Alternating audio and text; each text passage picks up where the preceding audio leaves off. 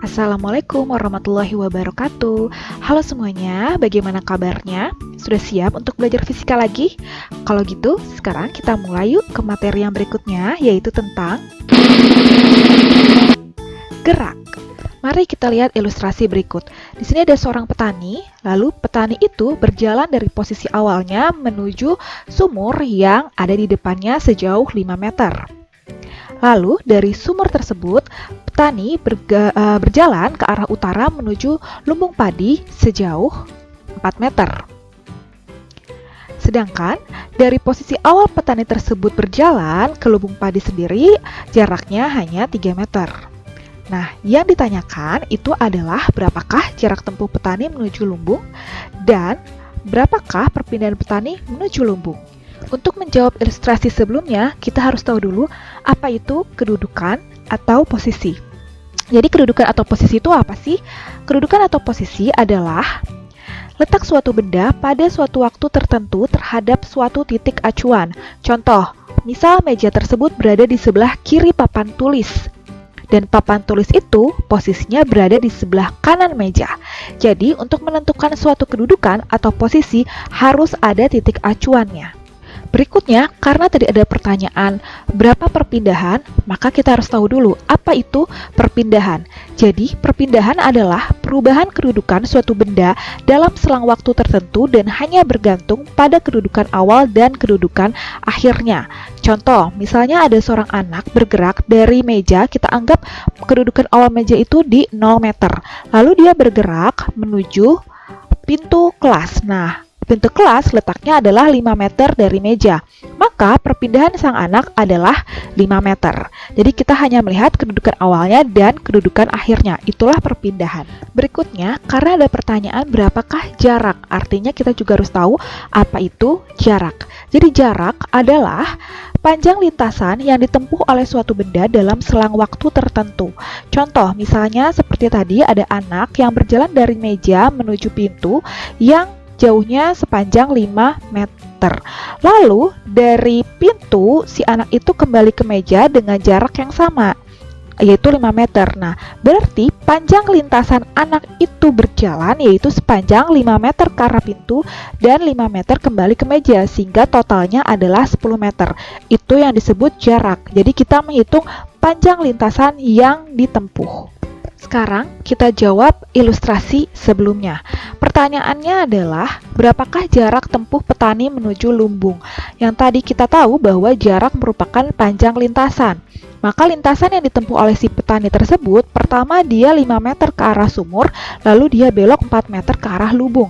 Berarti panjang lintasannya adalah 5 meter ditambah dengan 4 meter, yaitu 9 meter. Nah, lalu berapakah perpindahan petani menuju lumbung?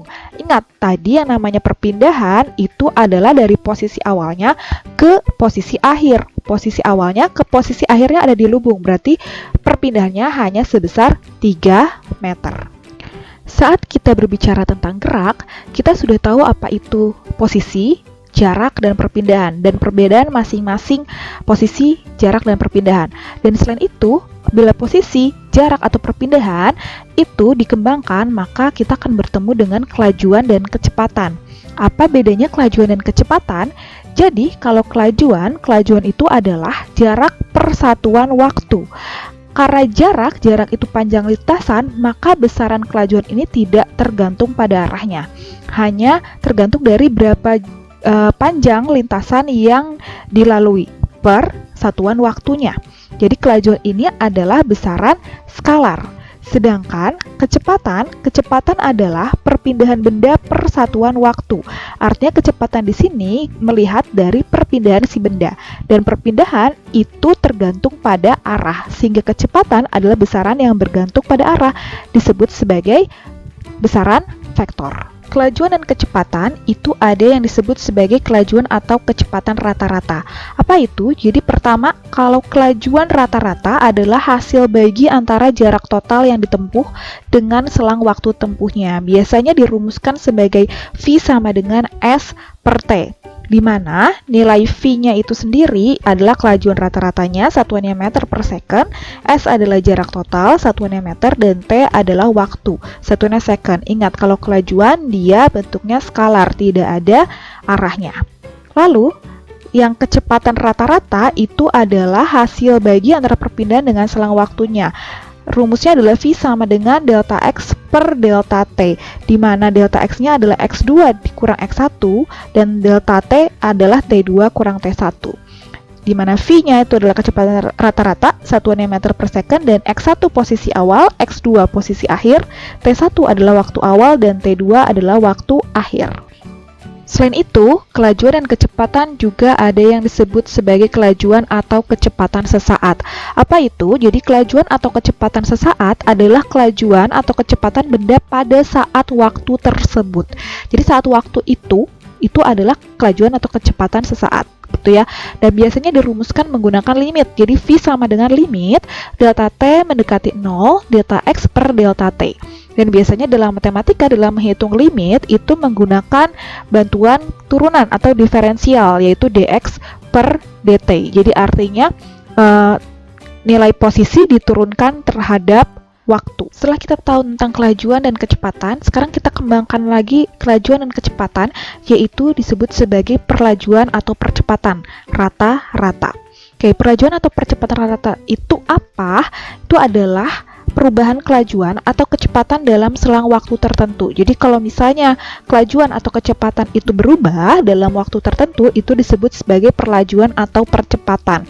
Kalau kecepatannya bertambah disebut percepatan, kalau kecepatannya berkurang disebut sebagai perlambatan. Gitu ya. Nah, perlajuan atau percepatan rata-rata ini apabila kita rumuskan menjadi A sama dengan delta V per delta T. Dan delta V itu sendiri adalah V2 dikurang V1, dan delta T-nya T2 dikurang T1. Dimana A itu sendiri adalah percepatan rata-rata, satuannya meter per second kuadrat. Kalau ada perlajuan dan percepatan rata-rata, maka tentunya juga akan ada perlajuan atau percepatan sesaat.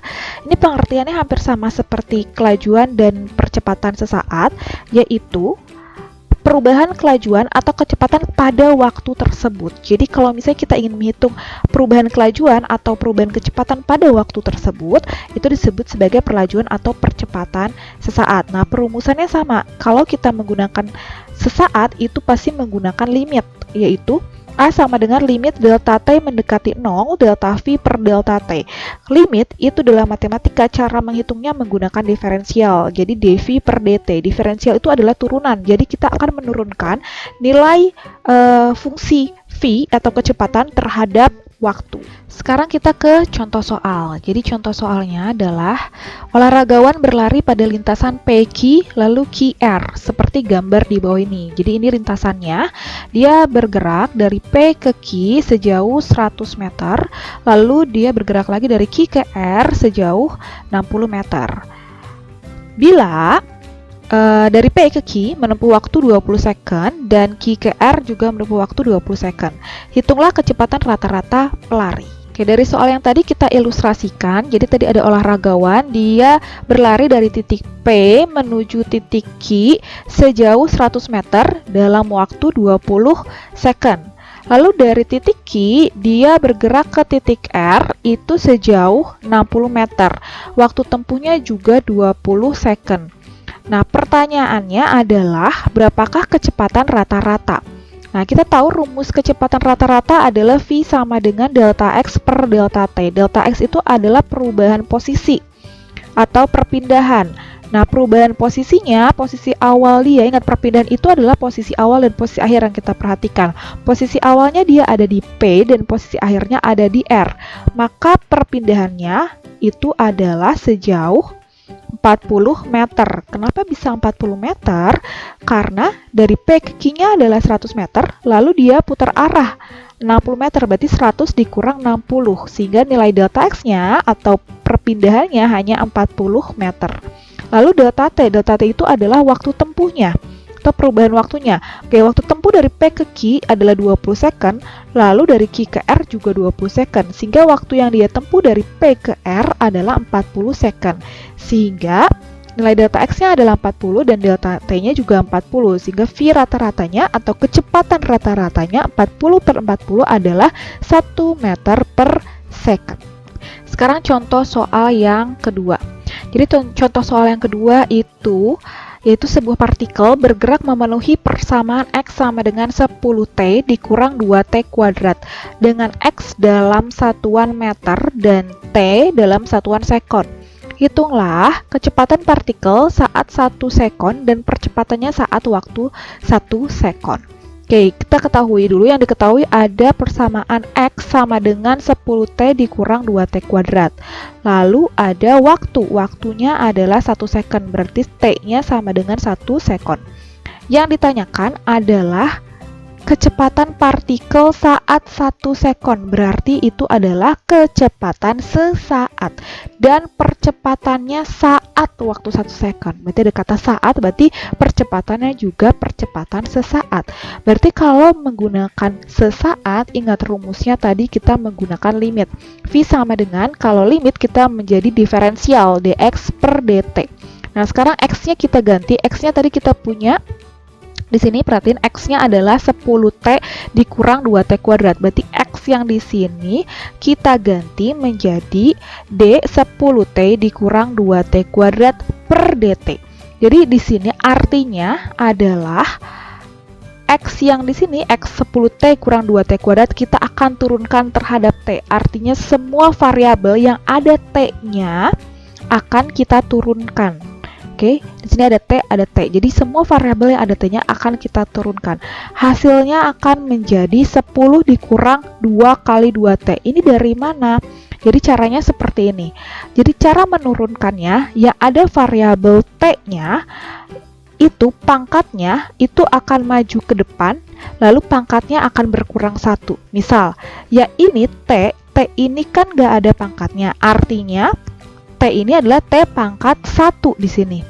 Nah, kalau pangkat 1 berarti kan pangkatnya maju ke depan. Berarti 1 dikali 10 gitu kan ya. Lalu di sini pangkatnya harus dikurang 1. Jadi 1 dikurang 1. 1 kurang 1 adalah 0. Berarti T pangkat 0, ingat apapun yang dipangkatkan 0 itu hasilnya adalah 1. Jadi sisanya adalah 1 kali 10 dikali 1. Jadi makanya tinggal 10.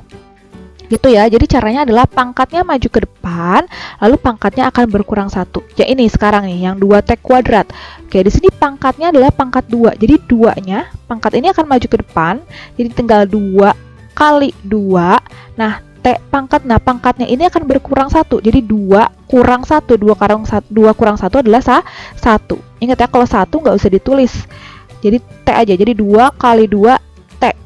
Gitu caranya. Oke, jadi hasilnya di 10 kurang 2 kali 2T. Nah, ini sering banget tanyain, Bu, terus DT-nya kemana? Jadi DT ini berfungsi untuk menurunkan nilai T yang ini. T ini. Jadi setelah diturunkan, maka DT-nya akan hilang. Seperti itu. Jadi diturunkan pangkatnya.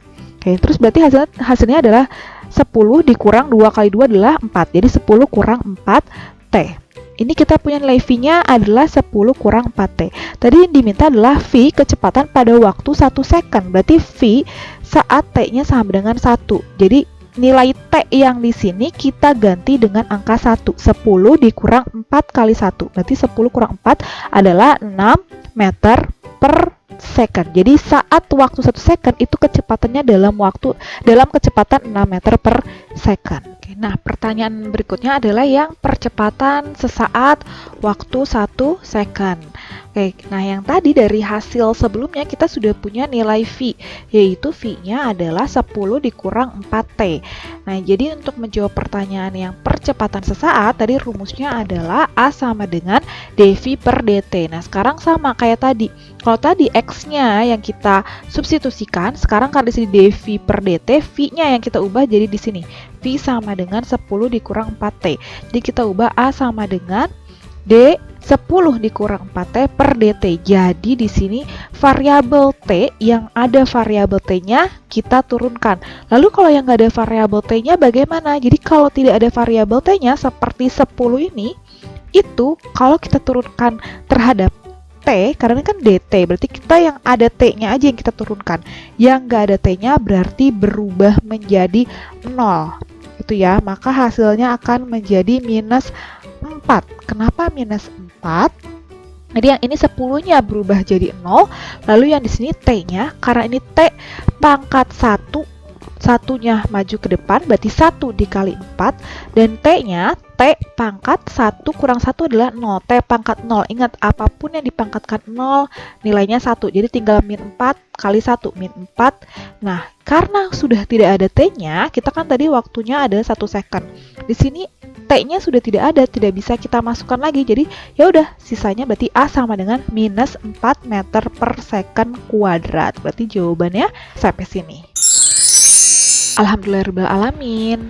Bagaimana materinya? Semoga kalian paham.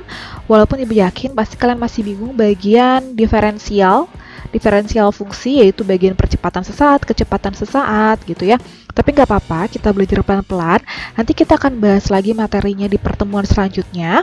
Dan untuk materi ini, silahkan kalian pelajari terlebih dahulu, lalu kalian catat materi ini di buku catatan kalian, lalu tulis nama dan kelas jangan lupa, dan setelah itu kalian foto buku catatan kalian dan kumpulkan di Google Classroom kalian masing-masing.